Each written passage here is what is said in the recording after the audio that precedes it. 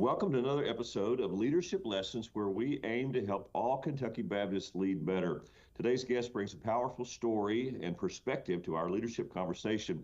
We're talking to pastor and church planter Amer Safadi about witnessing across cultures.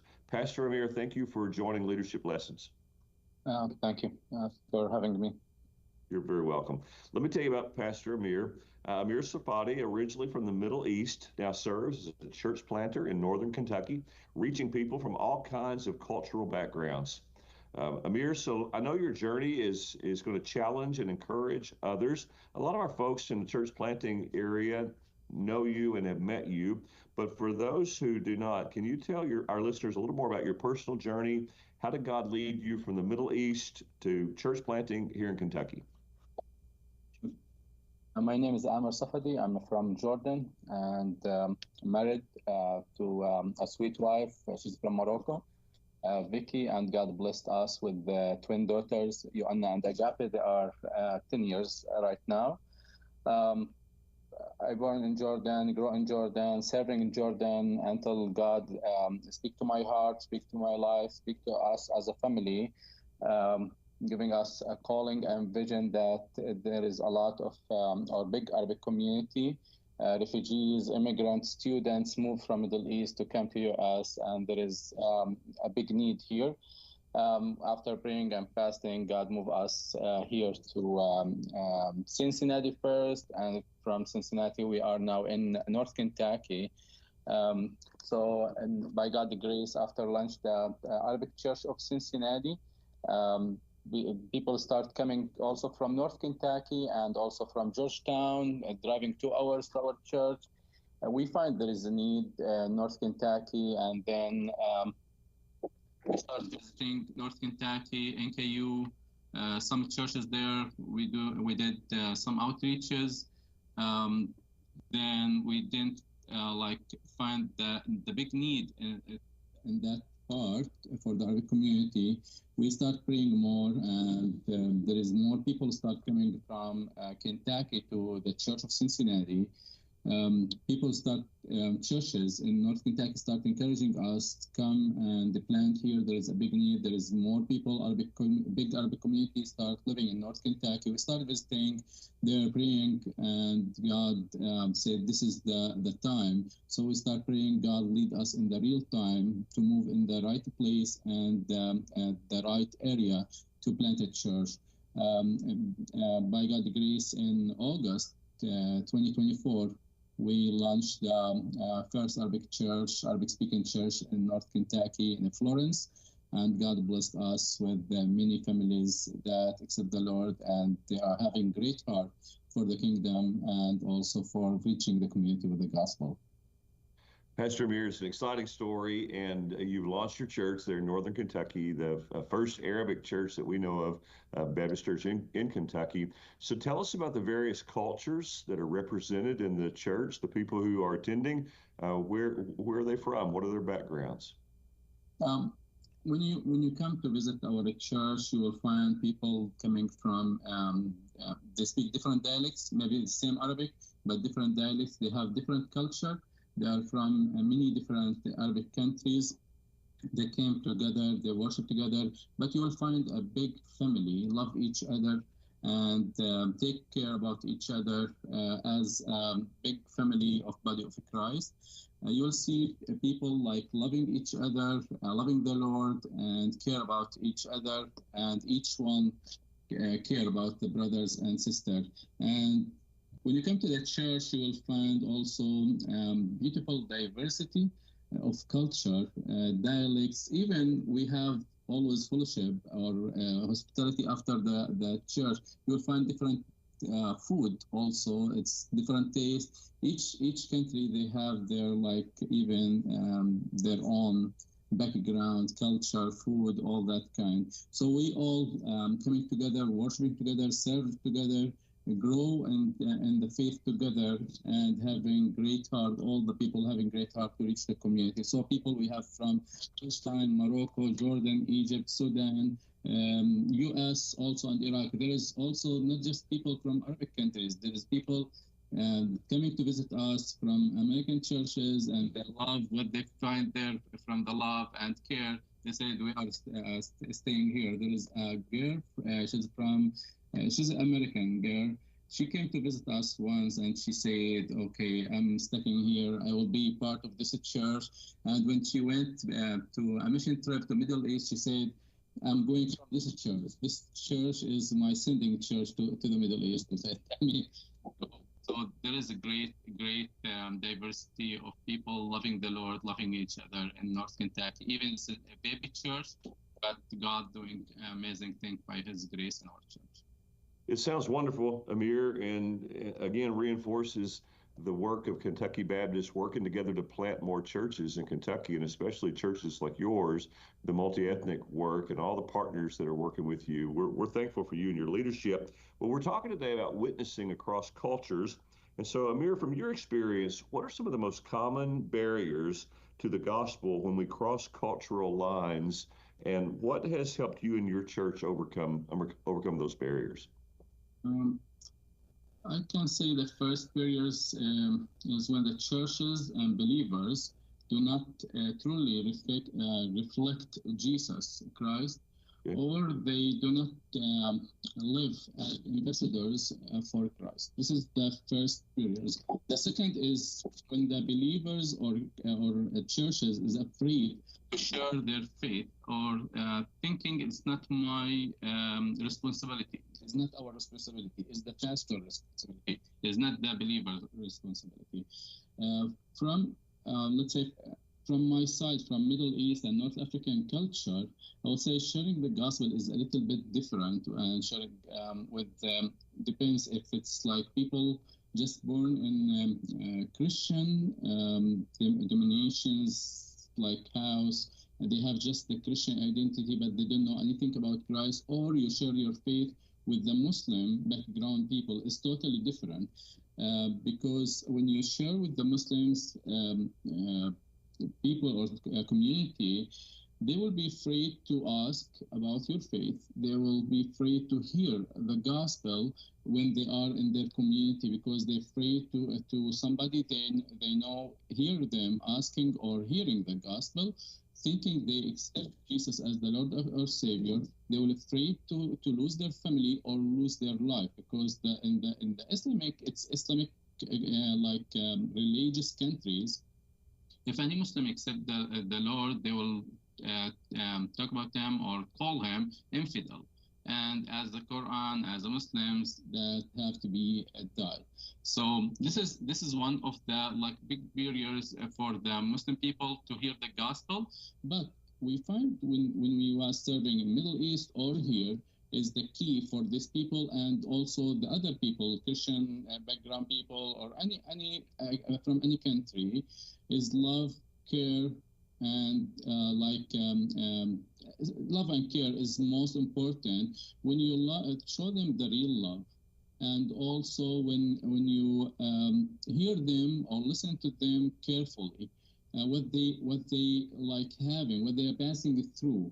Then when they find that you are truly care about what they are saying, it's not just like you are just listening to them to share what you have, and you truly have that love to them, they will hear what you have. And we have many stories about that. One is from, I will not share his name, but he's from Gulf Arabic countries. That man, I met with him, he have a lot of questions.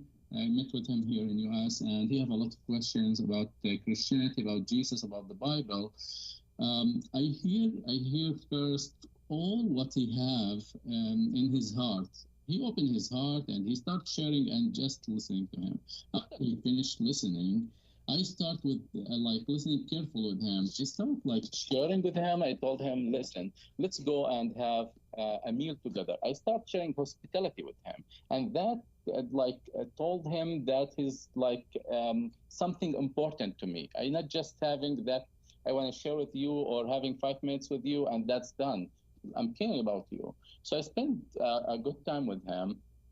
Then I start sharing what I believe and answering his question little by little. And he was open heart, open mind.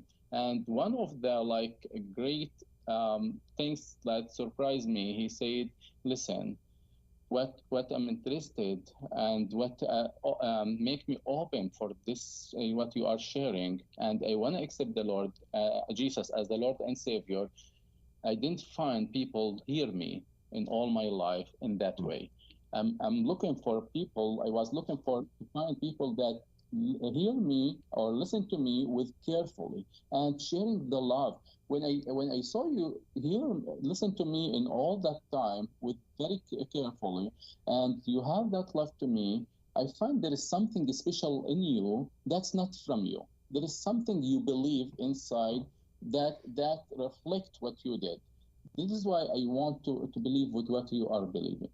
So this is one of the key that I encourage every churches, everyone who working with different culture, love the people and listen to them carefully.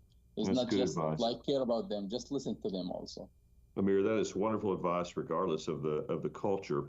And so, what's one or two of the biggest lessons that you've learned personally in reaching people from different backgrounds? Um, there is one like things I learned it is people don't care what you know until they know you care about them. It's true. Yeah. That's one of the biggest things that I learned. And before sharing the gospel, we need to take time to understand people. It's not just what we share what we want to share, like to understand people, understand their stories, and let God speak through us to them, not using our experience, our strength to share the gospel with them, but let God speak through us to them, through understand them and what they are passing through.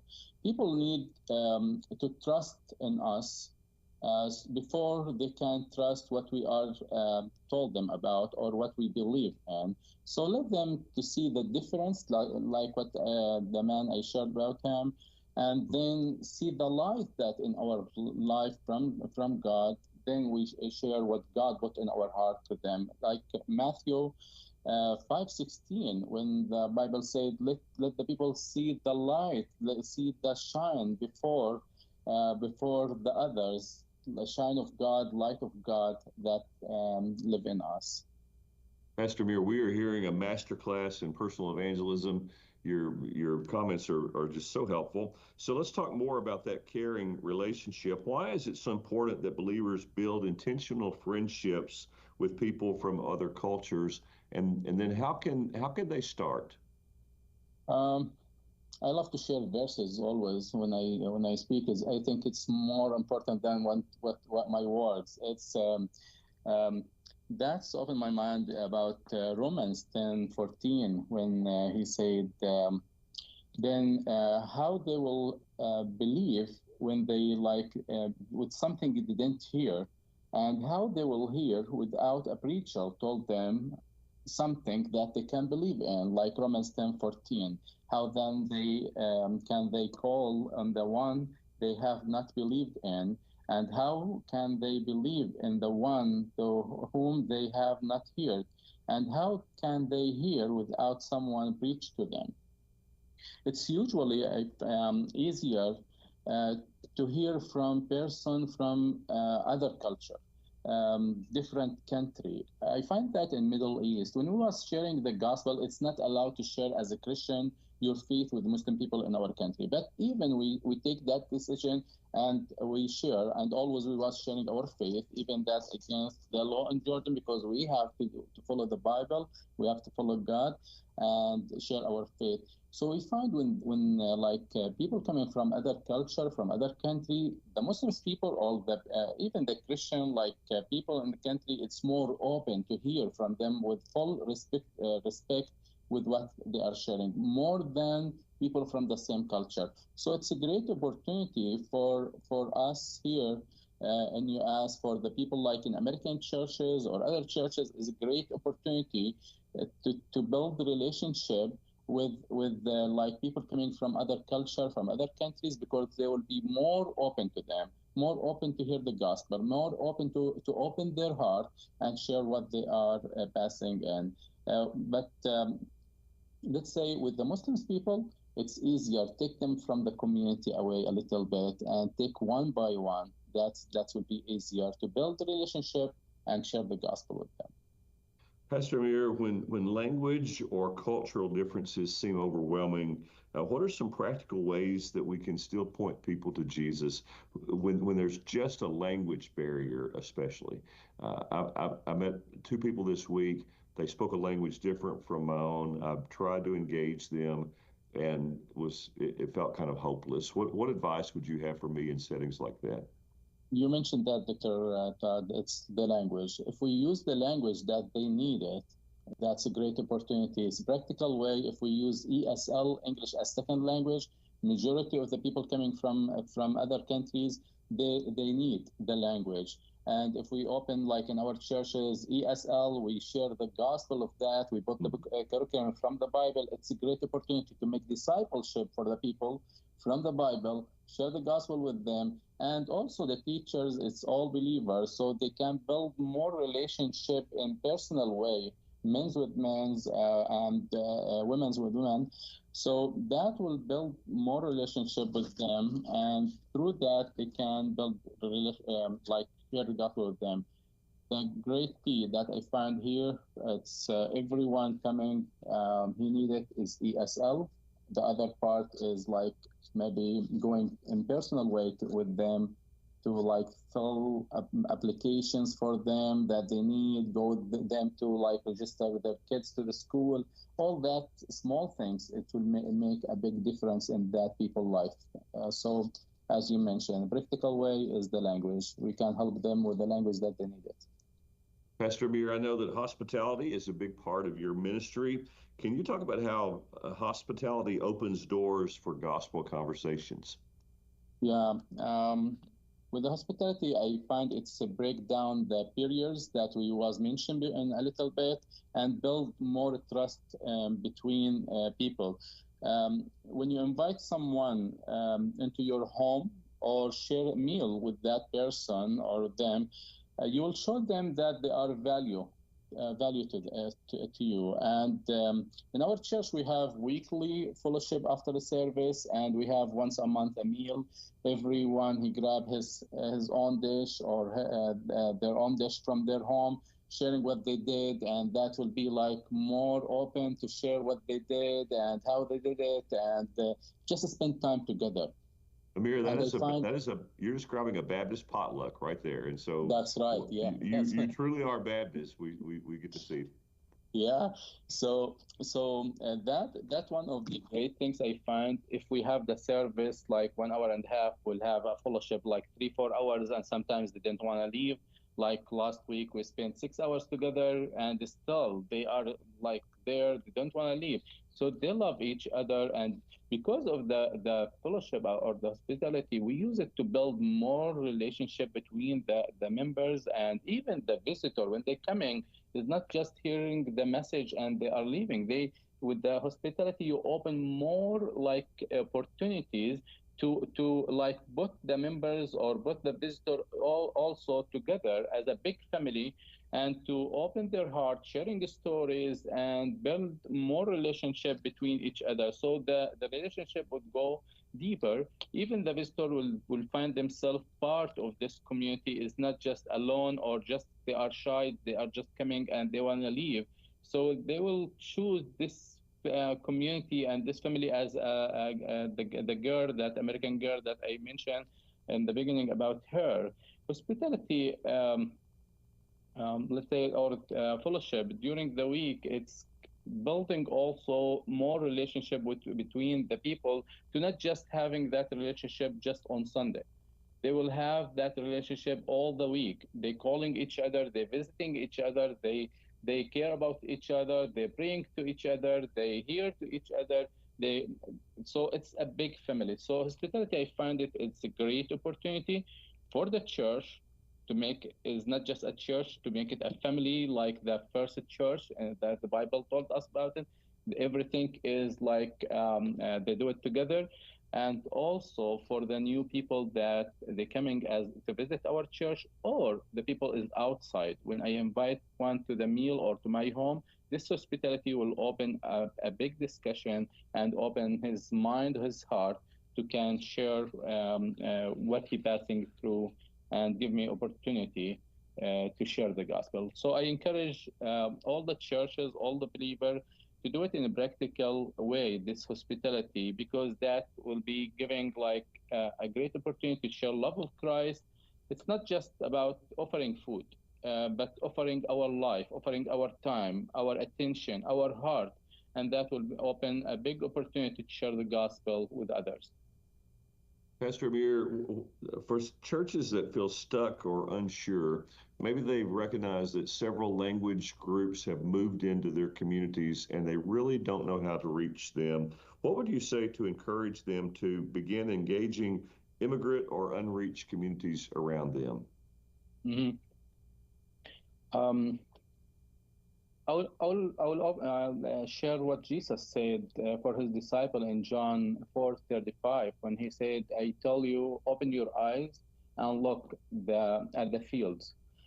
They are ripe for the harvest. It's already the people is ready, unreached people and or refugees or immigrants communities. It's all ready to hear the gospel and to hear us, but." Is our church is ready? Is us as a believer ready? All is ready to hear the gospel. Everyone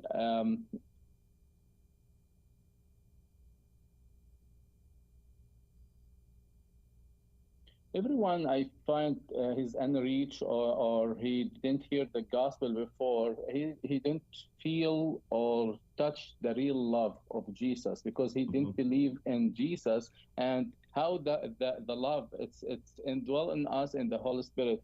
So without knowing Jesus, he didn't feel or touch that real love. So we have that real love to share with them. So I encourage um, the whole churches to be like reaching to the people from other culture, from other like languages, other countries, as they are more open for that. But when, as I mentioned, if we care about them, if we share the love of Christ with them, that they will be like ready to hear that. Sometimes we put like barriers between us and people who said they are not ready, that people, these people still they are Muslims, or they don't care, even Christian, but they didn't like believe what we believe. So just they are not ready yet. So we broke the barriers, but they are ready if we are ready. But they need the real love and they need the care. Um, I would say it's time for the churches to go out of the walls and to engage the city, to engage the community and unreached people. But we need to remember with the Muslims people especially to be men reaching for men, ladies reaching for ladies, because that is big like culture periods. There's no time to share it right now, but it's that much important to do it. But we need as a churches to go out of the wall, open our heart, our mind for the people from different culture, even we like that culture or we don't like that culture. It, gospel for all and Jesus for all. Gospel for all and Jesus for all. That's a pretty good line. So, Pastor Amir, how can existing churches partner with church planters like yourself who are doing the kind of work that you're doing? What's most helpful for a church to partner with you? I would say the first things is to keep them in the prayers, and to send that prayers is not just sometimes we can say for planters we're praying for you. That's great, but it will make big difference when you encourage them and send that word or prayers by text message or a card weekly, monthly. That they will feel themselves not alone. That's the big needs as a church planter.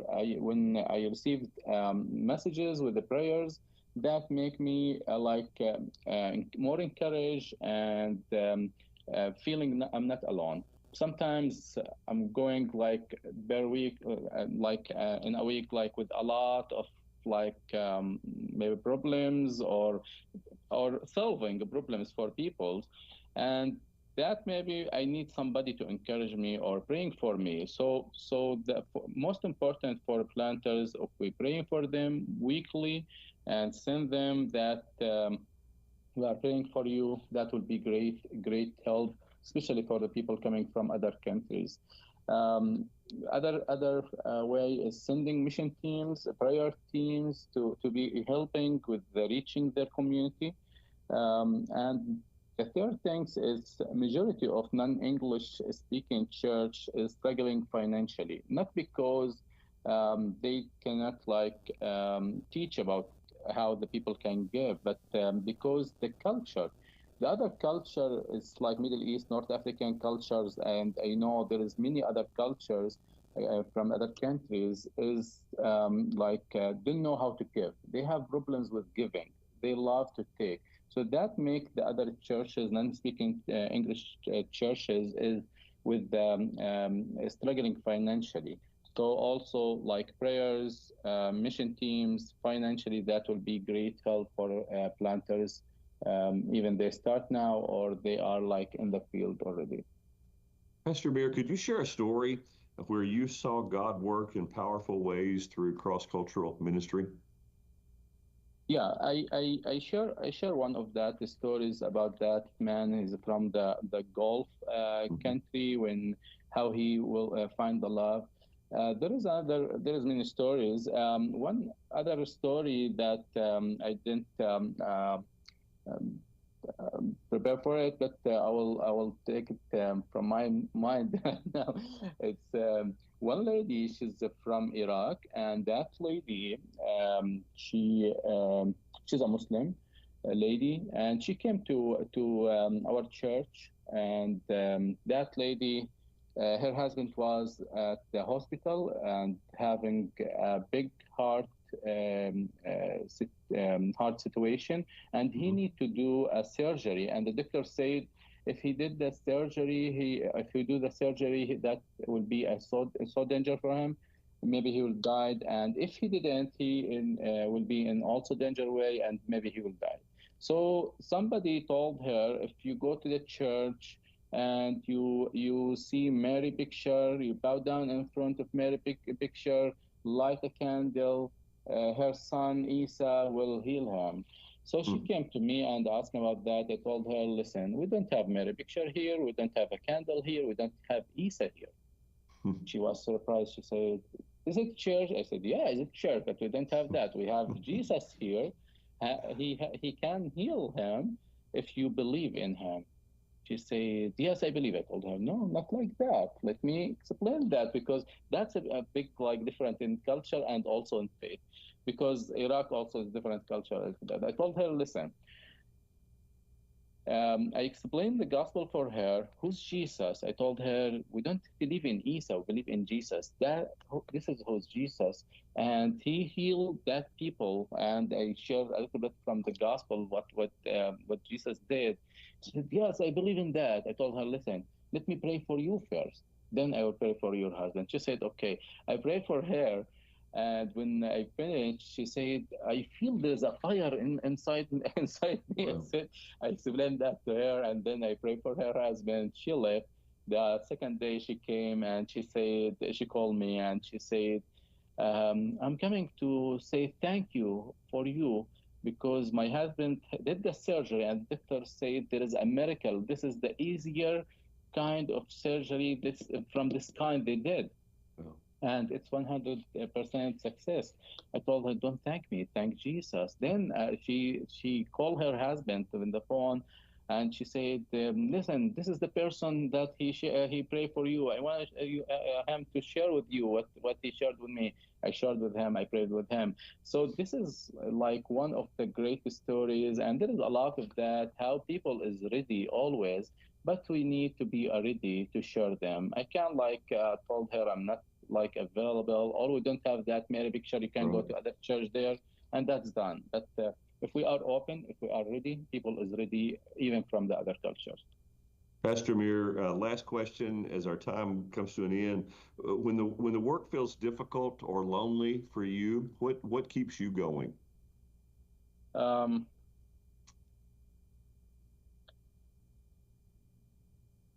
let's say when I when you decide to follow Jesus and serve Him and seek first the God kingdom, evil will not sit away and clap hand for you. There is a big warfare will be like very tough, like on you and your ministry and on all the people that you have. So it's not easy, but the ministry is not easy. Difficult is a lot, but we need always to be like going to the Lord and remember the Matthew 28:19 and 20 when He said, "Go, but you will not be alone. I will be with you always." And even in Genesis, when God said, "I am with you and watching over you wherever you go, I'll be there." He said, "I have done what I have promised to you," and He will keep that promises. God, He will be with us all the time. So um, I find always I remember myself. Ministry is not about numbers that inside the wall, inside the building, inside the church building, but it's about the people that accept the Lord and changing their life through the Lord. I always remember myself at to live daily as the last day of my life. Each day is the last day of my life, and each moment is the last moment of my life. How I can live it. So I live always encouraged that is not about me, it's about Him, His ministry, His work. He used me for His ministry, and without Him I can't, as John 15 he said, without Him I can't do anything. I can't be fruitful, but with Him I will be fruitful, I will be strength. So I strengthen myself always with looking up to Him and taking strength from Him, and always focusing, this is maybe the last day or the last moment of my life. Live it with all your heart for the God, and always think God first, kingdom first. And that I encourage myself with that always. Amer, thank you for joining us today. Your story and the wisdom you've shared is going to help a lot of people, especially as our state grows more and more diverse. I know many Kentucky Baptists will be praying for you and praying for your continued outreach and ministry. And brother, we are grateful to get to partner with you in the work that you're doing. Thank you for joining Leadership Lessons. Thank you for having me. Appreciate you. God bless. Thanks for listening to Leadership Lessons. An audio podcast of this program is available on both Apple and Android devices.